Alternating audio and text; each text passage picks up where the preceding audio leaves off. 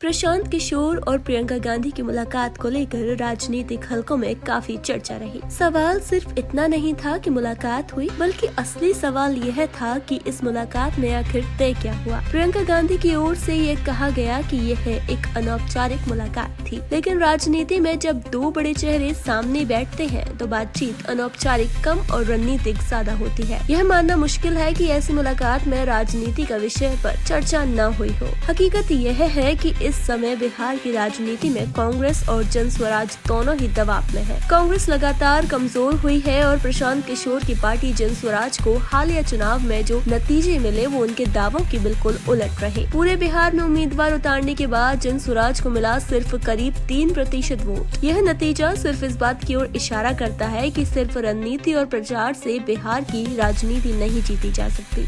राजनीतिक विश्लेषण मानते हैं कि प्रशांत किशोर की सबसे बड़ी चुनौती उनकी अति महत्वाकांक्षा रही है। उन्होंने बहुत बड़ा सपना देखा, लेकिन जमीनी सियासत की सीमाओं को शायद कम आंका। बिहार की राजनीति की सच्चाई यह है कि यहाँ बिना ठोस सामाजिक और जातीय आधार के आगे बढ़ना बेहद मुश्किल है। प्रशांत किशोर के पास फिलहाल ऐसा कोई स्थायी वोट बैंक नहीं है और यही वजह है कि कांग्रेस के साथ नजदीकियां उन्हें एक संभावित रास्ता लगने लगती है। अगर कांग्रेस का साथ मिलता है तो दलित वोट, कुछ पिछड़ी जातियों का समर्थन और मुस्लिम वोट का एक हिस्सा प्रशांत किशोर को एक आधार दे सकता है। लेकिन यहीं पर सबसे बड़ा सवाल खड़ा होता है, यह वोट बैंक किसके लिए काम करेगा, प्रशांत किशोर के लिए या कांग्रेस के लिए। यही वजह है कि कांग्रेस के भीतर भी इस मसले पर मतभेद है। पार्टी को याद है कि प्रशांत किशोर पहले भी कई बार कांग्रेस नेतृत्व को अपनी योजनाएं समझा चुके हैं। खुद प्रशांत किशोर यह स्वीकार कर चुके हैं कि बात इसलिए नहीं बनी क्योंकि वे चाहते थे कि पार्टी पूरी तरह उनके मॉडल पर चले। कांग्रेस नेतृत्व खासकर राहुल गांधी